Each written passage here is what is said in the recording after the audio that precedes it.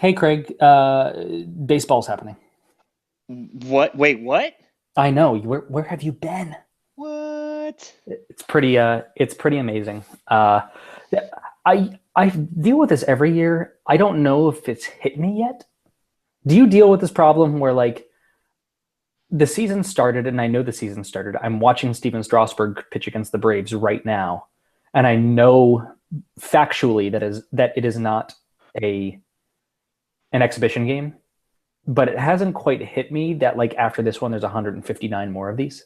Well, it's so difficult with the way the schedule is set up Yeah, that they build in that first off day or the first day just in case of weather. Which this year it looked like I think three teams had rainouts or massive delays on that first day. yeah. So I mean, it I makes just want to say, sense. I think it's a great idea that they do that. I It's mean, a it's a it is great idea, but annoying. it sucks. It's awful. Like, there's nothing worse than you get amped up for that first game and you talk to people about it, and whenever you're like, now a day off. Yeah. Like, and the Nationals have that too. If they play on Thursday at home, then on Friday it's going to be another day off. And I mean, here we're looking at what was it, a 4 o'clock Monday start, and here we are. It's Wednesday night. Yeah, Ugh, the it's players been have some time off. so long, and they had to stay in Atlanta, Yeah, which is that's awful and smells because there are zombies everywhere. it. And also paper mills. Oh yeah, the paper mills are the worst. They smell so bad. Yeah. But baseball's happening, and we're you know excited about it. I think Yep. so. Here we go. We were coming into this show like an hour ago, and I was like, "So, what are we going to talk about?" And now I think we might have too much to talk about. You know what? I'm okay with that. That's what always ends up happening with us, though, isn't Well, it? it is, but now we actually have support. Oh So gosh, we're not struggling to get in under a certain time frame. yeah. So So we don't have to pay all of the money. let's talk about the support for a moment, Yes, shall we? we shall. Because this is important enough that it is our A story. No, it's nice. This is top of the fold stuff here. This is above the fold A1. For those of you that don't know what that is, that's a newspaper. It's something, ask your parents about it. Yeah, exactly. It's a thing that used to exist, and now you read on a tablet. Yes, that's both totally. I haven't picked up a newspaper in quite some time. Last So newspaper I bought, real quick, yeah, Max Scherzer's first no-hitter the day after. nice. Last Yep. newspaper I bought, day Barack Obama won the presidency in 2008. That is a long time True ago. story. True story. Before that, it was the first division title one. Yeah, I don't know neither of those, and I immediately regret that decision. And Beard, I just want to break some news, chose Arrow over us, and so Beard is listening. That is quite an honor, Beard. Thank you. Wow, you totally mixed that up. He chose us over Arrow. Yeah. Oh, yeah. Sorry. Words, it's fine. The actual honor thing. Sorry, I was getting excited for our A story that we're getting far away. Okay, A story. Yeah. Um, Wow, already going off the rails. This is the best. I I love know. you guys. Thank you. So I want to start with this. When Craig and I, in episode 114 of this podcast, decided to launch special ops and launch a group, our supporters group. I don't know. I'm not even going to go there, but we were hoping to get anything. We were hoping that there would be some people that would be generous enough to give us a little bit of money. And it wasn't anything about you guys, because you guys are awesome and supportive. It's just we were hoping for a little bit of help. Yes, we Well. did not expect to cover our costs at all, to be honest. No, oh no, we didn't. We were, we did not expect that. We hoped to take a dent into our costs. Yes. Within 24 hours of episode 114 being released, we covered basically every dollar of a year of operating this show. Yeah. Plus a little bit more. Yes. So from the bottom of our hearts, thank you. You should have seen our text messages back and forth that day. It was basically just full of wow and are you kidding me? And it's still happening. The wows and are you kidding are still happening. No question. I believe I updated Joe on the total special ops number the other day, and he goes, "But why?" Yeah, that's exactly what I said. I think I said, "But why though?" Yeah. And we got donations from people that we have met many, many, many times and know well. We got donations from people that we've never met. We've got donations from people that we did not know even listened to the show. And so thank you so much. I literally can't even. We're really overwhelmed by the support that you guys have shown, and we're incredibly thankful and really, really happy with where the show is looking to go. And we actually can do the pipe dream things we've always talked about and always wanted to do. So we're really just moved, touched, blown away, all of those things. So thank you. We promised you before that anyone that donates anything to our show gets a thank you on the next show. So we're going to go ahead and do that right now. Michelle, a Nats fan, thank you so much. Lisa into Nats, thank you. Beth Dahlman, Minnesota _nicer, who really is Minnesota nicer. Thank you so much. Jen at Vandy Girl 1998, thank you. Lauren, the animal. Yes. Thank you. Yes, that's perfect. It's on the one. It's name. right there. It's right there. Lauren, the animal. Steph Bully Nats, thank you. Yeah. Chris Nalik CJ, wonderful. I want to say furthest support. No, we have California, don't we? Sort of. Yeah, oh, okay, fair. Yeah. Okay. Heather K in DC, our friend Kelly and the Pugs. Thank you. Beautiful. Tammy, amazing blue girl. Awesome. Thank you. Beth Rich 52. Thank you. John Fang 1. Always. Yes. Just the one. Thank you, John. Bobby, who wrote us an email that legitimately made me cry. Thank you. Not hard to do. Yeah. Well, that's true too. But Travis, Expo Strasbourg, thank you. Judith, thank you. John, SWDC John O, thank you. Nick _Annan, thank you. High school friend of Craig and mine. That's right. Middle school friend. Of you, yeah, that's true. Actually. Going back. Leslie, Mullet Girl, thank you. Susan, edit _Susan, thank you. My brother, Sean, Smack Henry, thank you. HSI friend and the Nats blog writer, Frank, Nationals 101, thank you. Greg, if you're on Twitter, please let us know, Greg. Yes, please do that. And thank you. Andrew, Andy _Lomelli, I hope I'm getting that right, thank you. Yes, there we go. Jared, SC via DC. We got a couple South Carolinas in there. Thanks, Jared. And last but certainly not least, Daniel, DG Quovadimus. We are doing this announcement in the form of Dan and Casey on Sports Night for the Christmas episode where they're thanking staff. So that one is for you. Yes. Awesome. So those are the 24 supporters we have at this point. We are very overwhelmed, and you've already given us a path to move the podcast forward and continue to grow and do more and do the things that you all want as our supporters. So thank you all again so very much. And I think maybe we talk about baseball now. Yeah, let's do it. Thanks, everyone. So I love now that I said that the first thing on the quote unquote agenda is the thing you sent me. Yay, baseball. Yay, baseball. Yep. Right there, except for, what we just saw, but that's fine. Oh, wow. That's a nice catch. It's a really nice catch. Wow. That was a nice catch. I'm sorry.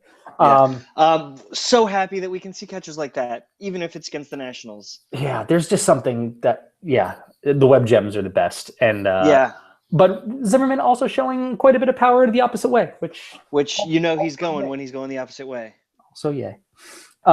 So I guess the big story off the top is Ben Revere's on the disabled list. Yeah, we talked about last year the Nationals had 2 games or something like that with their actual projected opening day lineup, and this year they made it through 4 innings. I think it was 4. Made it through 4 whole innings before Ben Revere, obviously and very clearly for anyone that he grabbed his side. Oblique injury. There we go. And it's really a shame. It was his first swing of the season, tweaked his ribs, and obliques are so tricky. And I feel like we're talking about injuries that we've talked about hundreds of times. And it's just upsetting. Yeah, we got a couple of questions about about it because when it came out, it was just like the immediate guttural reaction of everybody of like, oh, here we go. And I was Yep. like, well, guys, hold on, hold on. We've got a new manager and basically an entire new coaching staff, a new medical staff. Let's not go crazy here. And then, of course, like the next day, he's on the disabled list for 15 days. But I think one of the differences is there was an acknowledgement of Dusty said today before the game, he said, you know, we kind of figured it's going to take longer than 7 days, you know, because he was feeling worse today. So we put him on the DL because we needed a player. And that did not happen last year. No. That was, you know, a player would sit for 10 days and then go, or even worse, in 10 days, they would get one at bat. And then it would be, you know, they would end up being on the disabled list for 15 new days because they got one at bat in 10 days to try to see if they were right, which is exactly what you should do in a rehab stint in the minor leagues. That's why that whole organization exists. So I think that's already an improvement. And before we like go crazy and be like, oh, it's the end of the world, this was the team's first injury since the beginning of spring training. So, you know, maybe a little slack to the fact that, like, yes, injuries happen during the year. It just so happened that it happened on, you know, in inning 4, which is right around the time that it happened with Ramos a couple years ago, and that really sucks. But, you know, injuries happen, and the Nationals have a level of depth at outfield, if no place else. And so it could have been worse. Yeah, the fallback of having Michael A. Taylor there is not so bad at all. Yeah, especially with the way that he's been hitting. Yeah, it could be worse, and I think it could be easy to react and go, here we go again. But it is different by nature of the fact that the staff is different. It is different. Yeah. So oblique injuries, man, they've been happening so much over the past, I don't know, 5 years. It seems like before that you never heard anything about obliques at all. You got to wonder about the training weights regimen of these, you know, players in baseball now. Just they're getting so strong, they're so fit, and got him. Sorry, I didn't mean to spoil that for you, Joe. I'm not used to it yet. Again, anyway, they're getting so strong in the upper body that they might be overworking certain muscles that are really affecting how they swing, and that their core isn't quite there. At least that's what I've come to understand about all the rash of oblique injuries, that they're doing all this upper body, all this weight work, but they're not really strengthening everything that needs to be strengthened. Therefore, they're overextending up top, and that's causing the muscles between the ribs to really go out of whack. Yeah, there's no question that that's true. I mean,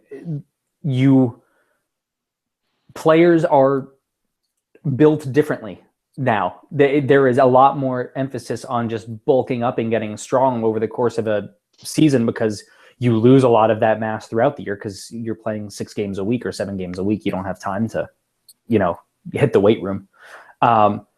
And so you're almost certainly right that some of that other stuff is building up where you're not seeing the, you know, leaving with the, you know, the shoulder stuff for a hitter as much. You're seeing the, you know, the oblique stuff.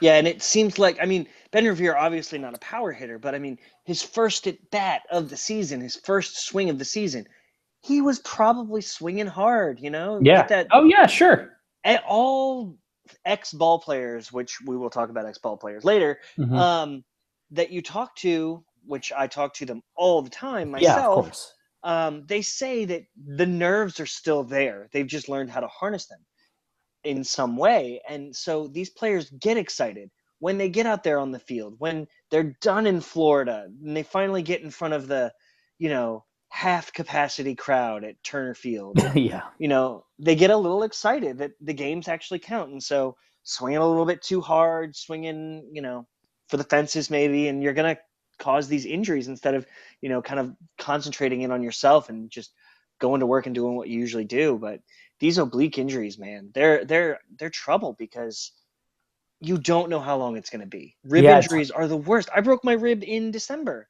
and it's not healed until it's healed. Yeah. You can think I'm feeling a lot better, and then you can sneeze and you can Yeah. die. Yeah. And that's the reality of it. So, you hope that Revere comes back quickly. Wasn't one of Span's injuries an oblique, or was that Yes, I somebody believe it else? was. I believe we've had several. I Yeah. know So Zimmerman had one. yeah, I knew Zimmerman did. So it's tough to go with, but like I said, with Michael A. Taylor and Ben Revere provide two different skill sets. Very much. Michael Taylor is a power hitter, low contact, a plus defense with a plus arm. And then, Ben Revere has incredibly good contact, could hit for no power at all, and has average-ish defense and a below-average arm. What do you think about Dusty leaving the lineup as it is and just slotting Michael A. Taylor in that leadoff spot? I'm fine with it because otherwise I'm fine with not messing with the entire lineup construction at this point. To leave Taylor up there because you don't know that he's going to be playing there every day yet for an extended period of time. It could be that Revere's injury isn't as serious. I think at some point you might have to reevaluate, but Dusty said when he pulled Michael Taylor into his office to say, "Hey, we're going to have you lead off. Just try and get on base." He said, "I want to see how many times you can get on base." Oh, there you go. Yeah. So first of all, yay Dusty for getting it. Yep. But also see how often he can get on base and then go from there. When you look at the rest of it, who is a better option? Rendon, but I really want him to hit second. And then Murphy? I mean, there's really not a better option to hit up there, and everybody else is slotted into an excellent place. Yes. So, you could say, okay, put him 6 or something like that, but then you're causing yourself everybody else up. Yeah. And would you rather have one guy out of place or 5? And that to me is why I'm like, okay, I'm okay with it for now. Now, if it gets really bad, then you have to make a decision. But I don't know that it's going to be really bad. What about you? I think it all really depends on how long the injury is. I really do not. I think if you're leaving the lineup the way it is, if it's going to be a month, if it's going to be 6 weeks, I think that's going to be a problem because you're really not going to get the table setter you need to. And I think you need to do something to change the lineup up. It's not like they've really super established what they're doing. It's been one game. So I don't know. I agree. How do you make it? What do you do? Who leads off? How do you what does your lineup look like if you move Michael A. Taylor down? I probably put Rendon in the leadoff spot just because he is a high contact, good eye kind of guy. Yeah. And then I would probably, I might even slot Michael A. in 2. You think that's a big enough difference?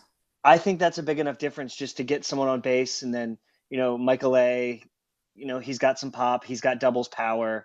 I don't know. I just think I would rather not see him leading off, and if not changing the lineup is such a big deal, I really don't know who you would put there as much. Yeah. So I don't know. Just ballpark. I don't want Worth in the 2-hole. I don't want Espinoza. I don't want Ramos. I don't know. I mean, I would consider Murphy, I guess. Yeah. I mean, I think if you're going to do that, you have to put Murphy too. Yeah.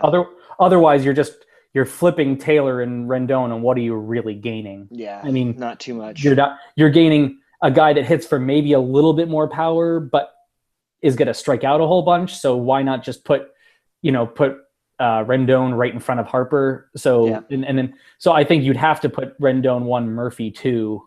Yep. And then move Taylor down to 6 or 7. Yep. I don't know. I am a table setter on base percentage guy for the top of the lineup just as much as anybody, but I think you're really jarring the rest of the situation to move one guy off the top. So I think it's fine for now. Now another guy gets injured and you do some shuffling. Yeah. Some guy in the heart, you do some shuffling. But for now, And this is why Michael A. Taylor's still with the big club. Oh yeah. So Yeah, I mean, he was going to be there from the beginning. There's no question. What do you think about a guy like Dendecker who came up to replace Revere? What do you think he slots in with any regularity now, or do you think it's Taylor and Harper and Wirth's outfield? Worth a field. I think if Dendecker was going to be seeing any sort of regular playing time, he would have already been here. Yeah, I mean, he got the call up, but I think he gets some time, certainly. But it's not going to be the way that we talked about before, where when Taylor was your fourth outfielder and you're going to give Revere and Wirth some regular time off. You're not going to see that with Dendecker. He's just not that level of player as Taylor is. Yes. Yeah. So yeah, that's awesome. Roster decision is the next thing you have written down. So what roster decisions did you want to talk about? I assume some bullpenny things.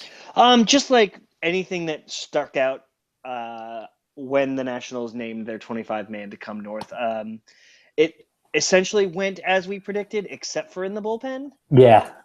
Obviously, Sean Burnett did not come north with the team.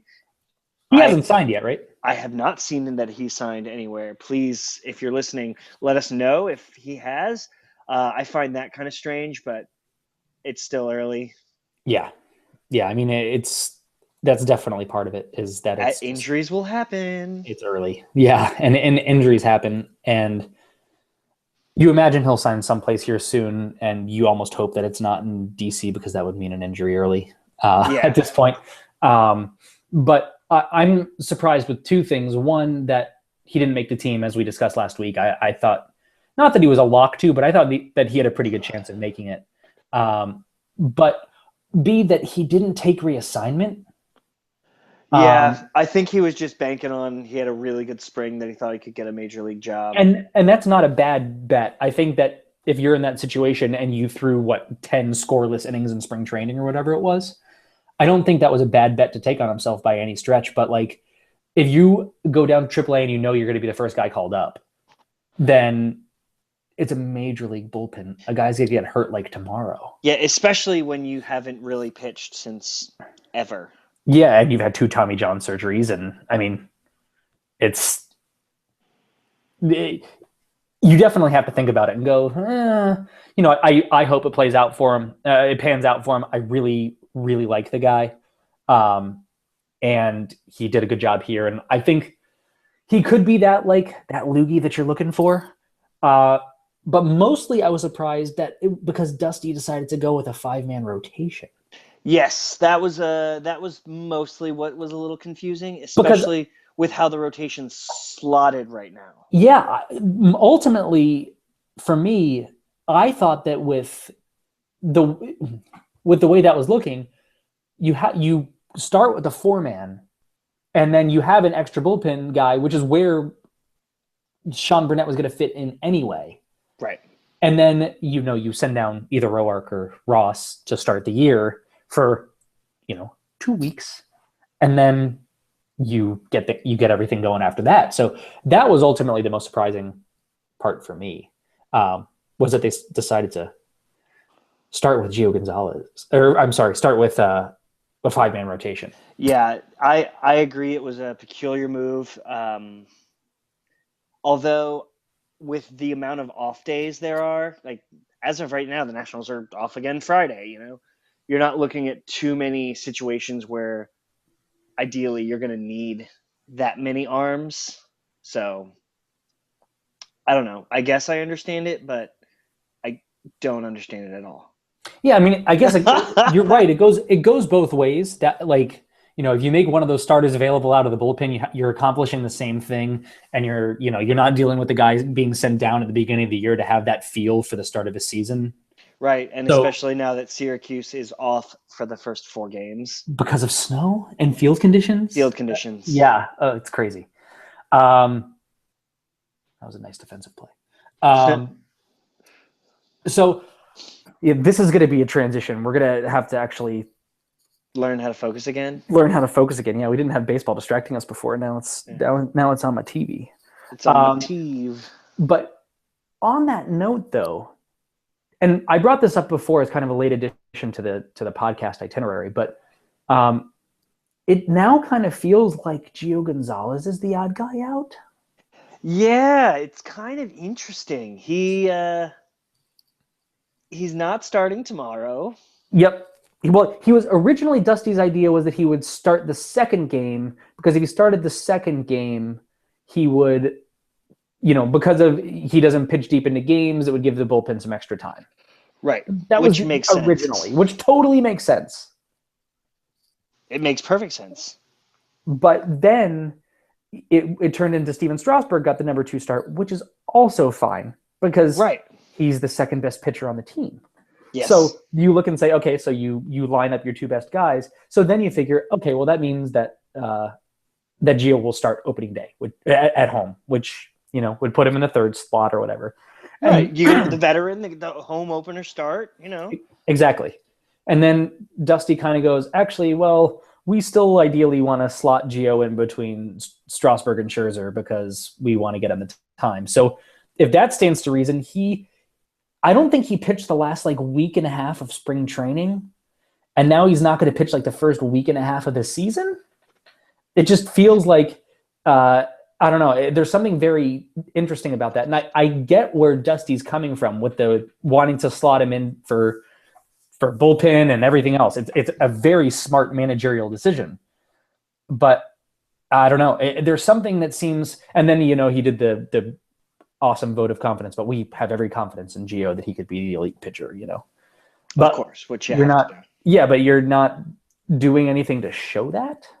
Yeah, I found that quite peculiar. Do you think there's any merit to Gio being a 5? When you look at the rest of the of the rotation, I think you could make an argument for 4. I don't know how you can make an argument for Gio being a number 5 pitcher. I don't. Your number 5 pitcher is your quad A, triple A pitcher for usually 90% of rotations in baseball. Yes. So Gio is not that pitcher. He certainly has weaknesses. He throws way too many balls. He walks way too many guys. He does not go deep into games. It's a definite weakness of his. But to say that he's a number 5 pitcher, that's tough. That's a hard pill for me to swallow. Yeah, I think it's tough. When Gio's on, he's definitely not, but he's been off a lot more than he's been on of late. Yeah. And granted, Tanner Roark, he was a great starter 2 years ago. Last year, when he was back and forth, not so quality. So we don't know really what Tanner Roark we're going to see. But Joe Ross had some phenomenal starts last year. Yeah, well, that honestly was my argument. Would have been that put Ross 3 and then Gio 4, and then Roark 5. So yeah, I mean, depending on what kind of pitcher you're expecting out of Tanner Roark, I mean, it's not out of the realm of possibility. So I think there could definitely be some merit to it. I obviously like him more close to the top of the rotation, but really once you get past opening day and all that, it really doesn't matter. You can have ace. Number is just a number. You might get one more start a year. Maybe if you stay healthy for 162 games. But definitely an interesting decision there. Yeah, and I mean, I think that with everything that's been talked about Mike Maddox working with Gio and trying to kind of get the mental part of the game back under control for him, which I think is a good plan. Maybe it's just hey, you just had a kid. We don't need to rush this. We're trying to get everything under control mentally. The physical is there, and we'll get you into a game soon. And then he just kind of becomes the guy that is available just in case the worst thing happens, and there's a 15-inning game or something, and you bring Gio out of the bullpen in the 10th inning for the first week or so, week and a half. It's not a bad decision. It's amazing to think that when Gio was signed before the 2012 season, that could have even been in the cards. Yeah, especially after his first season. Well, yeah, his first season with the team, he finishes 3rd in NL Cy Young voting, and you're like, oh my God, Mike Rizzo got another guy for nothing. It wasn't Mike Morris part of that deal, and then he came back. Was that deal? No, I don't think that one deal. No, definitely not. Yeah. You're thinking of AJ Cole coming back. I am thinking of AJ Cole coming back. Thank you. Yeah. Appreciate that. But AJ Cole is part of that deal, and he came back. That There was you go. exactly what I was thinking. Thank you. So you want to talk about sliding, or do you want to talk about Frank's poll? I kind of want to talk about. I think the whole sliding conversation goes right into make baseball fun again. Okay, so which sliding. I definitely want to talk about. Oh yeah, totally. That's gonna be awesome. Go ahead. I love Bryce Harper. First off, he's my boy. He showed up to post game after a couple interviews over the offseason, over the end of spring training, where he basically crapped on the Goose Gossages of the world. Goose crapped on him Nice. with their curmudgeonliness about things like bat flips and the celebrations you see after making a good play or getting a good save. Bryce Harper loves that, and he wants to see more of it. And I know we are both team Bryce Harper. Got a lot of crap for it at the time from your old people that hate baseball. Jeez. Yeah, I'm just going out there. It's fine. So Bryce Harper showed up to post game after hitting another opening day home run. I think it was his fourth of his career. That's totally true. Yeah, you're right. It's wearing 3 games. Yep, wearing a "Make Baseball Fun Again" hat in the style of a certain Republican nominee's hat. It was amazing. Republican nominee, Craig. Nice. It was amazing. It was great. Everyone was super excited. I have wanted that hat, and I've waffled for 2 days about buying that hat because it's amazing. And I love the sentiment. I love all that. I definitely want to see a lot more of that in the game. I think it's fun. I think it's great. I think MLB needs to connect more with the younger generation. Just look at what the NBA does with social media outreach, allowing GIFs and Vines, and NHL does the same thing. NHL does a great job with it as well. Yeah, I mean, they're both far ahead of the other leagues as far as that goes. So MLB would be wise to encourage that type of behavior, but it just kind of shows the divide between baseball fans right now. There's always been the nerd, geek, stat head portion of baseball, and then there's been the play the game the right way, unwritten rules, don't show up so and so, play the game, the Cardinals way kind of stuff. And that seems to be getting exacerbated more and more every single time something like this happens. Yeah. And it came out again full force last night when the Blue Jays and Rays game ended on a instant replay call at second base where Batista slid into second to break up a double play, overslid the base, and grabbed the shortstop by the leg as he slid by, which, oh, by the way, has been illegal always. You are actually that's never been okay. Yeah, you are not allowed to reach out and grab a player. Yeah. So after replay, it was ruled a double play. And the game was over, and the Rays won and the Blue Jays lost due to a new rule that everyone has dubbed the Chase Utley rule after he viciously slid into Ruben Tejada. Thank you. And broke his leg last year in the last week of the season. No, it was in the playoffs. Was it in the playoffs? Wow. Yeah. Okay. Yeah. That's what I wasn't quite sure. It was the division series. Okay. So championship series? Might have been I think it was the championship series.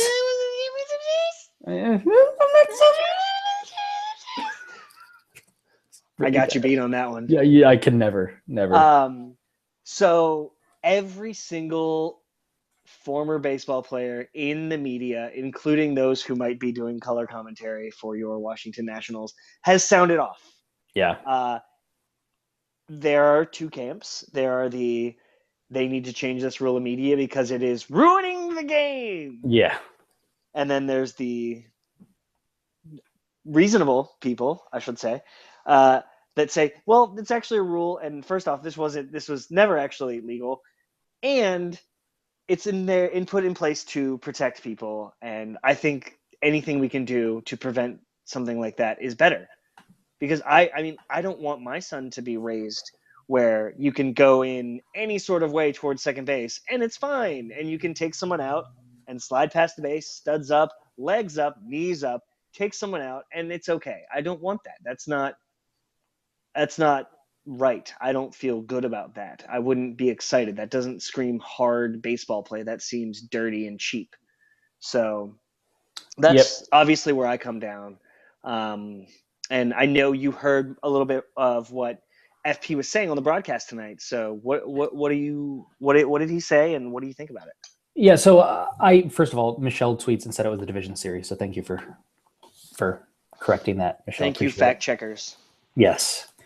So FP today on the broadcast brought up something about apparently he and Dan Kolko sat down and did some math and said there are like 10,000 slides into, they did some rough math that said about 10,000 slides into second base every year. And because of 2 slides, you're going to change the entire rule because there were 2 sides last year that did damage. And so why are you going to change the rule? And I've got to admit, I'm a little conflicted on this. Yeah. I think that we were kind of talking off the air. It's like former players just need to stop talking because they make valid points sound invalid. Yes. Because of the way they come about the argument. It's very much of the you're either with me or you're against me. And in my day, we did it this way and it was perfectly fine. Everybody, old man yells at cloud. Yeah, and so that's not the way to convince anybody. That's just a way to say this is my opinion on it and I'm smarter than you or I know more about it because bloviate. It's the same nice. Good use of blue, but it's the same argument of Jessica Mendoza is not the best color commentator in baseball, even though I think she is at this point because she never played the game. Right. It's like you should die in a fire because that's the worst thing that you could possibly say. Yeah. Because just because somebody did not play the game doesn't mean that they don't know a lot about the game and have not spent a lot of time studying the game. And so all that said, I understand the sentiment of where FP and that group is coming from, because I was very obviously and very clearly with you on this, saying players are getting hurt, and so stop players from getting hurt by changing this one little rule and basically just enforcing things you weren't supposed to be able to do anyway, but was happening. But at the same time, it feels like, so for me, like the murdering of the catcher at home plate rule, I'm super thrilled that was changed. That's terrible. That is just a guy coming in and blindly swiping and killing a catcher. And I'm not okay with that. But there's something about I don't subscribe to the thing that FP was saying on the broadcast of saying the middle infielder has to be nimble and you got to get out of the way or you get hurt. No, that's not valid to me. But the idea of that, you should be able to slide at the base and be within reach of the base. But there's something about it that rings with me. And the more I talk it out and the more I think about it, I realize really all it's saying is slide at the base and don't put your cleats up and it's going to be fine. Well, here's the thing. You can still do a quote unquote takeout slide. That's not necessarily 100% against the rules as I understand it. You just can't go through the base and you can't purposefully attack, I guess, essentially. You can do a hook slide. You can do something like that as long as you are within arm's reach of the base. But one of the things about this play, he grabbed the guy and he went over top of the base. Yeah.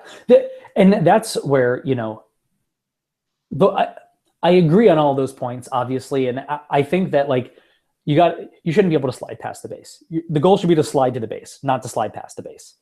And you should be able to slide into the base without, touching it maybe with your pinky and hoping that you're on the base. Like, I'm totally on board with that. But what he said about the 10,000 slides a year and you get 2 injuries and you change your rule, that did ring true to me.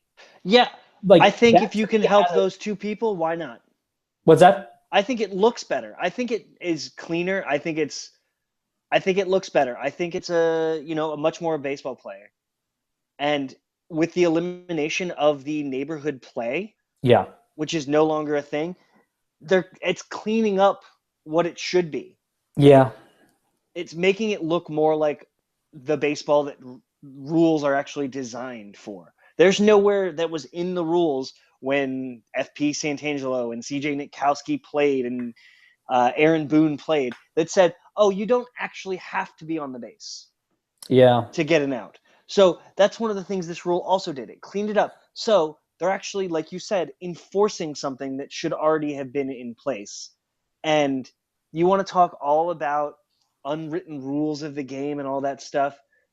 How about you just play the game? How about instead of trying to injure someone, it's called a take-out slide. Yeah, the goal is for God's sake. The goal is to take out a person. And one of the things that really bothered me on the broadcast earlier that FP said is he barely grabbed him. You can't get hurt off of that. Well, you can actually. Yeah. You can grab someone's leg while they're in the air and flip them so that they land on their head and get a concussion. Yeah. You can do all sorts, or jack up their knee. Yeah. There's so many things that can happen. And yes, it could be a fluke thing, but if you can do something to prevent it, I want to see Ruben Tejada playing in the DS. I want to see him losing in the DS, but I want to see him playing. Yeah. I don't want to see a situation like we saw with Buster Posey before they changed that rule, where he got destroyed and he missed pretty much the entire season. I want to see the players on the field. And if this is one little rule, even if it's only for a tiny, tiny, tiny percentage of injuries, this was going to help. Once again, yes, it might be 2 major injuries that were directly caused by that. But how many indirect injuries have been caused? How much extra soreness has been added to a middle infielder who has to jump over someone, gets taken out, lands awkwardly, gets that extra soreness, needs an extra day off, gets an injury like a muscle pull, a soft tissue injury because they were overexerting themselves, because they were already sore and they were overcompensating. There's no way you can put one number on it. There's so much gray there. Yeah. Yeah, you're right. You're ultimately right. And it saves 2 people a year. That's 2 more people playing baseball that are probably better than the 2 people that replace them playing baseball. And I want to see as many good people out there as humanly possible. And if that's all it does, I think it looks cleaner. I think it's a more, gentlemanly and upstanding way to play the game. It's a way that you want the game to be shown. You don't want to see – hockey's eliminating fighting slowly by having more talented people play, and those players are kind of falling off the wayside. Well, and that's one of the problems, the main problems that I have with FP's argument. His argument was, with one of the points of his argument, which was, well, you're talking about making baseball fun again, and you want to do that, and I'm totally on board with making baseball fun again, and this is one of the ways to make baseball fun. No. One of the ways to make baseball fun is to have the best players playing as often as possible, returning. We are watching a game between the Nationals, who are going to be among the better teams in baseball, and the Braves, who are going to be among the worst teams in baseball. So far in today's game, Ender Inciarte has made a ridiculous catch. Michael A. Taylor has made a ridiculous throw to make an out at second base. Does he have 2 outfield assists tonight, or just the one? He might. I just saw the one. I remember seeing the one. And Wilson Ramos threw a base stealer out with a perfect throw. Those are the kind of ways that you get people excited into a game, by having those kind of moments, not the Chase Utley breaking a guy's leg in half thing. Like, that's not exciting. That's like, you watch that and you cringe. That's not exciting. Yeah, any quote unquote highlight in baseball that's on Sports Center, that's on whatever Fox's show is. I don't even know. That's how bad Fox Sports 1 is. Yeah. Where they're showing over and over again a player getting injured, and there is a large portion of the baseball population, the baseball punditry, saying this is what we want to keep in the game. Yeah. That's not a good look. That's No, not how you're going to get people interested in the game. That's not how. I don't know any child that grows up and says, "I want to break someone's leg," just like Chase Utley. I'm No, gonna go and they want to turn the double play just like Danny Espinosa. They want to turn the double play. They want to hit the home run. They want to throw the 99-mile-an-hour sinker. Yeah. Thank you for breaking the rules, Noah Syndergaard. Speaking of breaking the rules. I don't know. I think when there's a giant portion of the baseball community that supports something that on the surface even just looks heinous and looks bad, I think that's a problem, because there is a look to things, that matters. Yeah. How things are perceived matters. And plays like that have always been perceived as dirty and gross and not pleasant and not that fun to watch.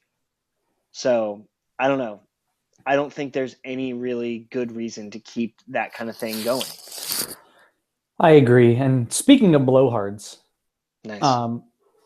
That's a great transition. Bill Maher said some stuff. And gosh, I just, can I preface this? You and I think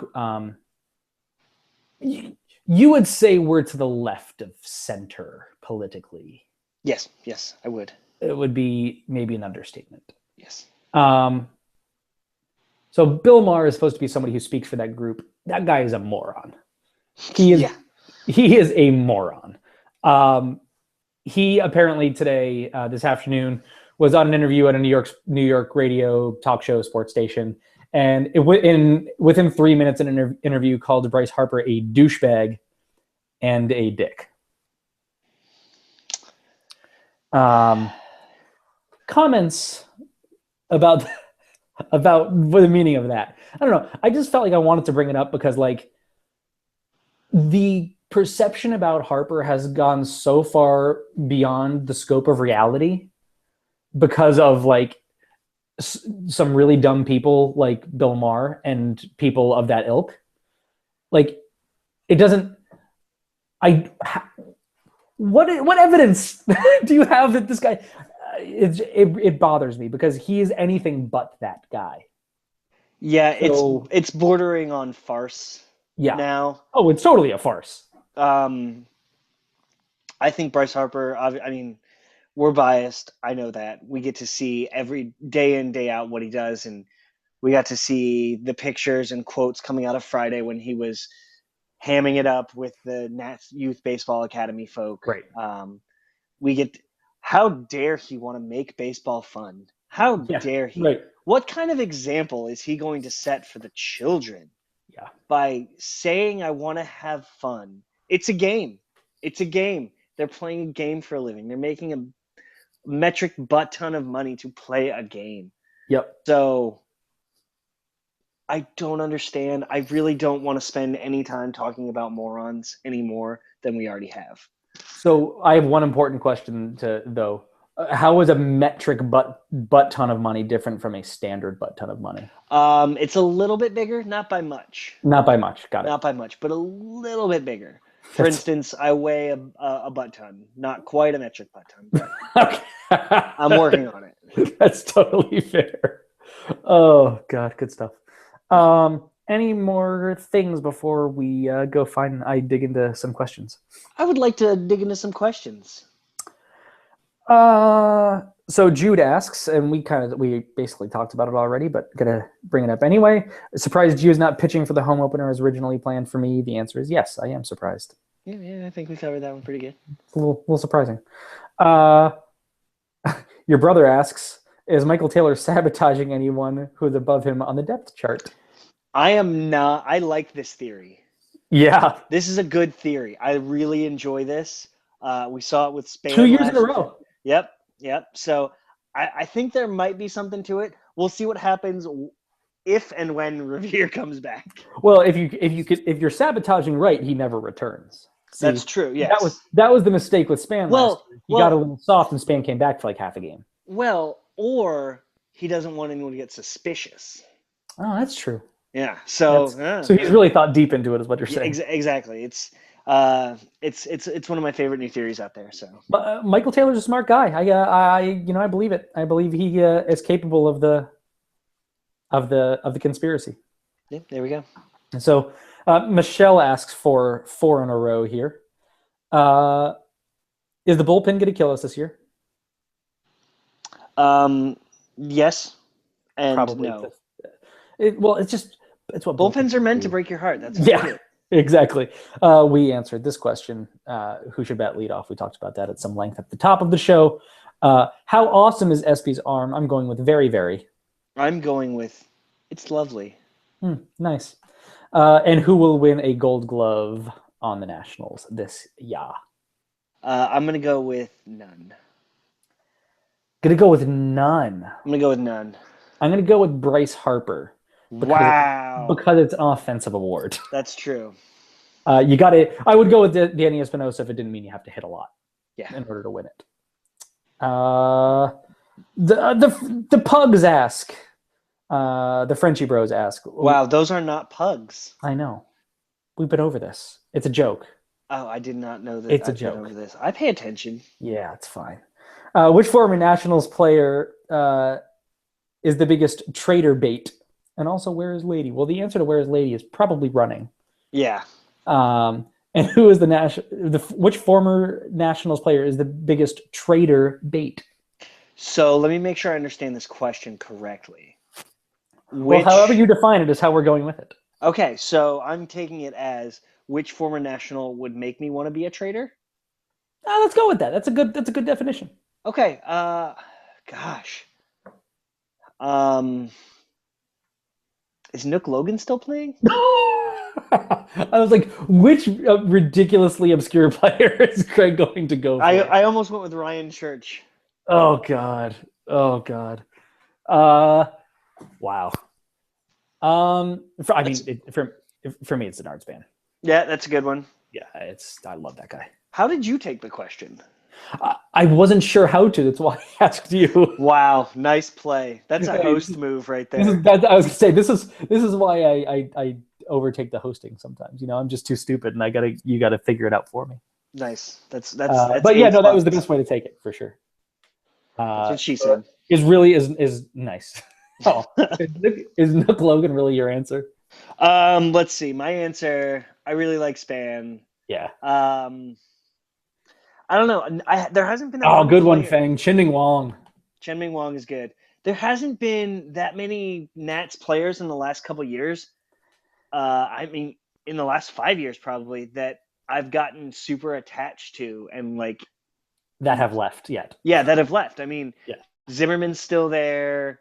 Harper obviously is still there. Well, one of the Zimmermans. So I don't know. I just try not to let myself get too attached because I understand that it's a business and that our favorite team is the Nationals, and we love them, but not everyone that plays for them is going to love them and want to stay always. Yeah. I think that's a good way of saying that. Yeah. Yeah, I would agree. We want them to. Oh, yeah, of course. Sure. But, I mean, for the same reason, I mean, how many people are still in their first job after college? I mean... Yeah, right. I mean, you have new opportunities. That's pretty standard. New challenges, all that kind of stuff. So I try not to let myself get too attached. For instance, the last Nationals jersey I bought was after the player left. Right. Obviously... I care about the players, but I'm not really going to get super attached. Yeah. I would agree. Was that a sad answer? Kind of, but it was also a little sad. It was real. I'm a realist. Yes, I know, Nick. I know, Nick, you're in the same job. I know. Nice. Fang asks, what do we think of the roster depth this year? should the Nationals try to go deeper, which is what she said. Yes, and I said that. I don't know what deeper means. Deeper in the depth charts, I would imagine, is what he means. I mean, I think they've got a pretty solid bench right now. Yeah. I think all that really matters is how it's deployed, which it's game 2, so I don't know yet. Yeah, I don't know where they really could. You could always use a bullpen arm, but actually the bullpen's in okay shape at the moment. Not much you could do on the starter side. The bench is pretty solid as long as the starters stay healthy for a little while. So, I don't think there's a whole lot more to do at the moment. Like you said, things change throughout the course of the year as injuries happen or people grotesquely underperform or anything like that. But I think at the moment, I think Mike Rizzo built a good team this year, ultimately. I think he did a good job of going and signing a lot of guys to minor league deals with invites to spring training, guys, some veteran guys, especially relievers, and some middle infield as well, and say, come make the team. So I'm all about it. Yeah. Phil asks, is there something in the water cooler that causes oblique injuries? I'm not sure, but if there is, there's probably some money in that scientific study. That is way better than my theory. Yeah. Oh yeah. It is a good one. Fang asks, how long of a leash does Jason Worth have in terms of offensive production and or defensive liabilities? I think as of right now, he's got quite a long leash. Yeah. Quite a long leash tied to quite a bit of money. Yes. Speaking of, Beard asks a serious question. Thoughts on the out league rule? Oh, we talked about that. Yeah, nice. Sorry, Beard. We totally talked about that. I like this one. I think the last 2 questions that we're going to ask are from Fang here, and they're pretty good ones. If you could move a Nats minor league affiliate, which one would you move and why? And where would you move it and why? I like this question a lot. Obviously Syracuse, obviously to Richmond. Yeah, that's a pretty good answer. I mean, the Richmond Flying Squirrels are there right now. They are a Giants affiliate. Yeah, that's odd. Well, yeah. The Potomac Cannons used to be a Giants affiliate as well. Did they? Yeah. At one point. Huh. Yeah. I don't think I knew that. I knew they were Yankees. Cardinals. I knew they were Cardinals, and I knew they were... I'm almost certain it was Giants. I'm almost certain. I might be totally wrong on the show. But that's a good answer. I would say Syracuse 2, Loudoun 1. Oh, wow. That stadium's not actually happening now. No, I know, but make it happen. That'd be nice. It was an open question. I went for it. I like it. That's really good. And then a favorite of Craig's from Fang. What do you think about John Oliver's stunt to give the proletariat seats with the wealthy? And now explain it and then answer. First off, proletariat. That's so good. Yes, please. That's a job well done right there. So John Oliver, host of HBO's Last Week Tonight, a Daily Show style long form journalism show, might I say? A weekly show, if you will. Yeah, weekly, long form-ish, takes on big issues. For those of you that follow lots of baseball inanity? I don't think that's a word. We're going to look it up. Can you look it up for me while I talk? Sure. Okay. During the offseason, the Yankees have stopped selling tickets on secondary markets, StubHub, SeatGeek, all those. Oh, God. It's totally a word. Yep, suck it. That's Quality or state of being inane. Yep, well done. Suck it long and suck it hard. So the Yankees are refusing to sell tickets on secondary markets now, and their reasoning was quite suspect.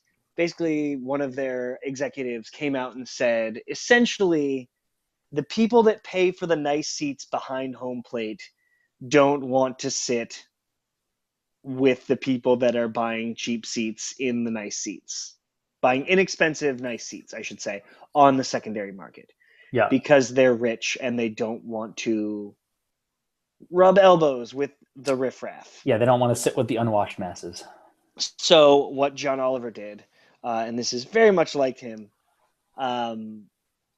he bought a bunch of tickets for right behind home plate at the Yankees game, and he offered them up to viewers for a quarter. Yes, 25 cents. So good. If they tweeted him with the hashtag, I forget what it was. I'm something really long. I'll look it up later. If they showed him what they were planning on wearing to the game. And so the winner of the first game was two gentlemen wearing Ninja Turtles costumes, sitting in Marlins man seats territory. The hashtag is I have never sat in a premium location. There it is. Hashtag I have never sat in a premium location. Yes. Oh, yes. So they were sitting in Marlins man territory right behind home plate, and it's amazing. And apparently they were supposed to be there for the first 3 games of the season. So that's awesome. And I love it. And I think it's a great thing. I hate the Yankees a lot, and I hate them even more now. So that's cool. yeah, that's pretty awesome. And also noted, AJ Przinsky might be the worst person at catching a baseball in baseball at this point in the season. Just not good at it. That is a very, very good summation, as I understand it. Yeah. Of the set of circumstances. Yeah. I had a question I actually wanted to answer. Oh yeah, do it. That was from earlier, and I believe it was my brother sent it in. Oh really? Yeah, it wasn't the sabotaging one. Let me see if I can find it. Just talk amongst yourselves. I'll give you a topic. You got to give me a topic, otherwise I don't know what to talk The about. topic is we never touched on the poll. The poll. Oh yeah, we totally never touched on the poll. We got to do that pretty quick though. So touch on the poll real quick, which is what she said. This episode is totally getting the NC-17 rating. Wow, NC-17. No, it's just explicit. I was just giving it a rating. Anyway. Okay. All right, I can't find the question, and it definitely wasn't from my brother, but it was something about, I think it might have been Fang. It might have been how has fatherhood changed how you view baseball? Let's see. I'm still looking. Is that the answer? That might be the answer. This is great television right here. Yeah, this is great television. We're gonna let's talk about the poll. Because I can't find the question. Okay, cool. Yeah, 2 minutes to talk about the poll, and then we got to wrap up. Okay, so at Nats 101, Frank, wonderful special ops member, asked us earlier. Ask a poll. Which would you rather have, Bryce Harper on the Nationals for the next 15 years at 2015 production every single year, but no World Series wins, or a World Series win and no Bryce Harper for the next 15 years? The answer for me is very simple. Okay. I want a ring. Wow. Okay. Yeah, I figured you'd go there. I've never been a fan of a team that's ever won anything, and I love baseball more than most things. And I want to be able to say my team won a World Series in 2023. Yeah. So I had to think about it for sure, but ultimately it was really a no doubter. I'm going to get to see Bryce Harper play anyway. So I'm going to see him do all the cool things, and I'm still going to think it's awesome no matter what team he plays for. But I want my team to win bad. So that's my answer. Yeah, I'm actually going the opposite. Yes. I'm going with Bryce Harper because 2015 Bryce Harper, and this is where it sold me. Bryce Harper, having him, for the next 15 years would be amazing. Having 2015 Bryce Harper would be legendary. Like, he would surpass Babe Ruth in terms of greatest player of all time if he produced at a 10-WAR level for the next 15 years. We're talking 150 plus WAR. Yeah. That's insane. Yeah. I mean, that's not that's and I would be able to tell my son, and my son would grow up seeing the greatest player in baseball history. Granted, no ring. That's okay. Yeah. rings, there's one a year. Yep. There's one team gets a ring a year. If it's that, there's one Bryce Harper. There is one best player of all time, and it would be Bryce Harper in that scenario. So I can't turn down seeing the greatest player in history. I can't. Yeah, I mean, I get it. I get the logic. I could go both ways on it, but really, just as Bryce says, where's my ring? That's right. I want it.